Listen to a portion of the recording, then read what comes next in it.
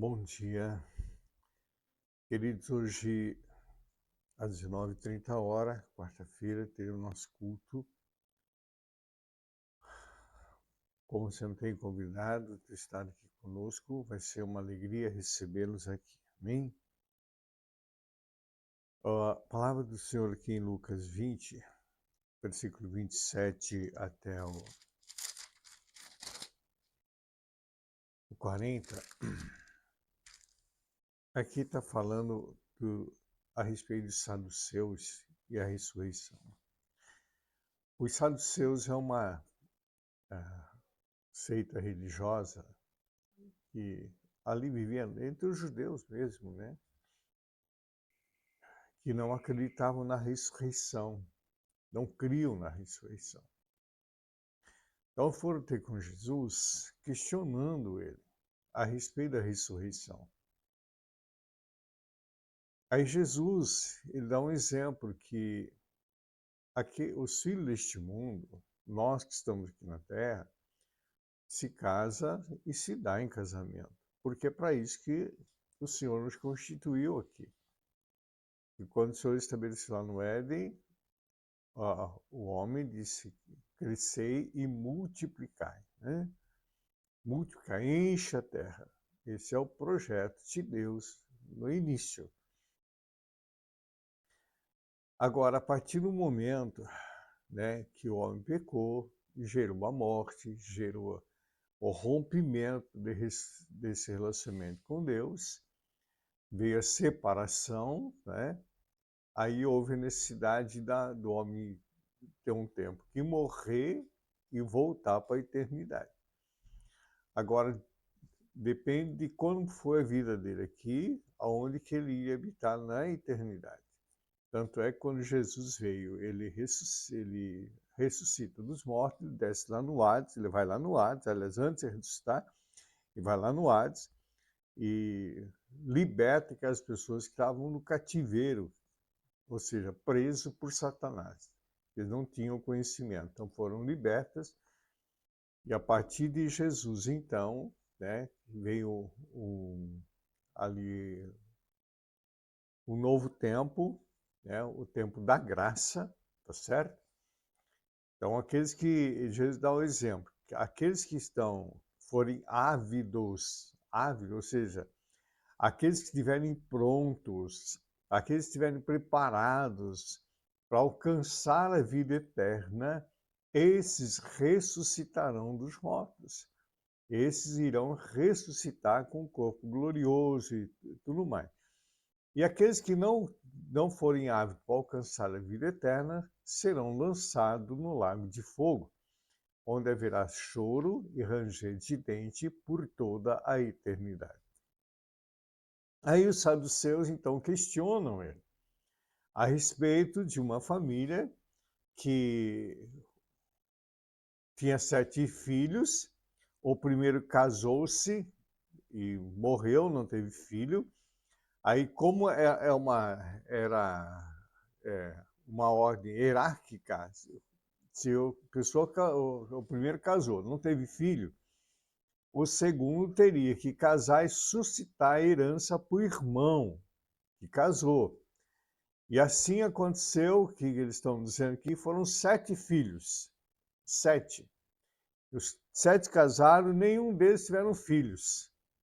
Aí o camarada pergunta para Jesus, fala assim: e agora, na ressurreição, as mulheres teve 7 maridos, e os 7 morreram, também morreu a mulher depois. Na ressurreição, quem vai ser o marido dela? Os 7 vai ser o marido dela? É uma pergunta até hipócrita, não é? Aí Jesus fala de uma forma, mas olha que vamos ver aqui no versículo 36, a partir do 35. Mas que forem ávidos por digno de alcançar o mundo vindouro e a ressurreição dos mortos, nem hão de casar, nem se darão em casamento, porque já não podem morrer mais, pois são iguais aos anjos e são filhos de Deus, sendo filhos da ressurreição. Filhos de Deus e filhos da ressurreição, tá certo? E que os mortos hão de ressuscitar também os mostrou Moisés junto da sarça, quando chama no Senhor Deus de Abraão, Deus de Isaque e Deus de Jacó. Ora, Deus não é Deus de mortos, Deus é Deus de vivos, tá certo? Deus não é Deus de morto, Deus é Deus de vivos. Então, Jesus deixa muito claro, e por isso que ele veio nos resgatar, para nos reposicionar no lugar da onde nós caímos, para que nós pudéssemos ter essa vida abundante. Veja, a vida abundante é com o Senhor na glória. É a gente estar ali sem ter mais dor, sem ter mais noção do que foi aqui. É uma vida eterna ao lado do Senhor. É importante, queridos, nós procurarmos viver uma vida com dignidade aqui na Terra. Sabe, sem guardar rancor, sem guardar mágoa, sem trazer ressentimentos do passado. Tem pessoas que vivem amarguradas. Às vezes, só de conversar com a pessoa, a gente sente a amargura da alma dela, a amargura da alma, do coração da pessoa.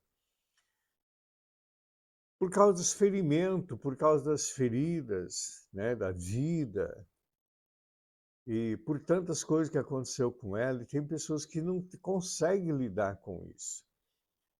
É importante procurar ajuda? Claro que é importante, psicólogo, psicoterapeuta, um psicanalista, é muito importante, desde que seja um servo do Senhor, uma pessoa cristã, porque se não for uma pessoa cristã, vai piorar mais a situação dessa pessoa ainda. Vai piorar mais ainda a situação dessa pessoa. Então, queridos, eu quero que vocês entendam isso. A Bíblia, o maior psicoterapeuta, o maior psicanalista, o maior psicólogo, está a palavra, Jesus. É a Bíblia. É a Bíblia. Não pensa que a gente, como pastor, a gente não passa momentos difíceis. Passa momentos difíceis. Segunda-feira, para mim, foi um dia terrível. Não foi fácil, tá certo? Não foi fácil, foi um dia de muita amargura na alma. E as coisas vêm assim. E nós temos que aprender a lidar com isso. E eu não tenho isso ninguém, eu não tenho com quem comentar, eu sou sozinho, minha esposa partiu, minha filha mora em Curitiba, minha filha em São Paulo. Eu não vou perturbar eles. Eu não vou incomodar eles. Não. O que eu vou fazer? Eu chamo o Espírito Santo. Querido, vem cá, vamos conversar. Né? Também liguei para um pastor amigo, pedindo para ele orar comigo, ele orou comigo, tá certo? E depois, Espírito Santo, vem cá, vamos conversar.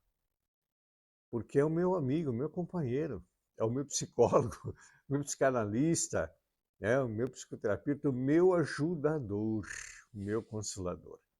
Então, agora está na Bíblia. Eu tenho que conhecer a palavra, sabe? Tenho que entender o ensinamento que Jesus está passando. Porque tudo que eu passar, tudo que tu estiver passando, Jesus já passou. Ele conhece. Porque ninguém pode ensinar alguma coisa se nunca aprendeu. Como é que tu pode ensinar medicina se tu fez engenharia? Como é que tu vai ensinar engenharia se tu fez medicina? Não tem nada a ver uma coisa, cada um na sua área, cada um ensina aquilo que conhece.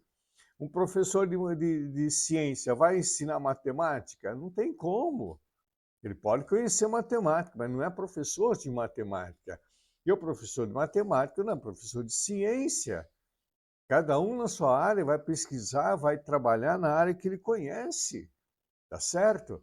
Então é importante isso, nós conhecermos a palavra, conhecermos o ensinamento de Deus, para que nós possamos verdadeiramente viver essa vida que Jesus prometeu, essa vida abundante na terra. A vida abundante, já falei várias vezes, não é ter dinheiro, abundância, não é nada disso. É viver segundo a palavra. Viver pela direção do Espírito Santo. Aí sim, nós vamos passar a ter uma vida plena diante de Deus. Uma vida plena. Paulo fala assim, olha, ainda que o meu homem exterior seja corrompido, seja arrebentado, tal que eu apanhei, naufraguei, fui preso, contudo o meu interior se renova dia após dia. Essa é uma vida em comunhão plena com o Espírito Santo, queridos. É isso que Jesus está ensinando a respeito da ressurreição. Aqueles que forem ávidos, aqueles que tiverem firmar na palavra, aqueles que procuram ter uma vida reta, sem ressentimento, sem ódio, sem rancor, esses vão alcançar a vida eterna. Esses vão entrar no reino com o Senhor. E ali na ressurreição, e ali vai virar paz, ali vai virar. Não vai nem lembrar mais do que foi aqui na terra. A gente não vai lembrar das coisas do passado mais ali. Não vai lembrar mais. Tá certo? E também ninguém vai ficar dormindo, morreu não vai ficar dormindo, não. Já vai para o lugar de descanso, já vai estar na glória com o Senhor. A gente vê ali Moisés, Elias e tantos outros que já estão na glória com o Senhor. E aqui, Moisés deixa claro, Deus é o Deus de Abraão, de Isaac e de Jacó. Deus não é Deus de morto, Deus é Deus de vivos. Agora, aqueles que guardou ressentimento, guardou ódio, guardou rancor, sentimento de vingança, amados, não tem como. Infelizmente, esses irão perecer no lago de fogo, não haverá ressurreição para eles. Irão perecer de corpo e alma lá no lago de fogo. É um momento, queridos, é um momento de tomar uma decisão. Venho falando isso desde o início do ano. Há vários anos venho falando isso. Eu não quero tentar convencê-los de que o caminho que vocês estão seguindo está errado. Não. A única coisa que eu quero é trazer a orientação através das Sagradas Letras, de tu pegar a tua vida e entregá-la a Cristo. Amém? Que o Senhor te abençoe e te guarde. O Senhor levante seu rosto sobre ti, tenha misericórdia de ti. Sobre ti se levante teu rosto e te dê a paz. Uma quarta-feira abençoada a todos, em nome de Jesus.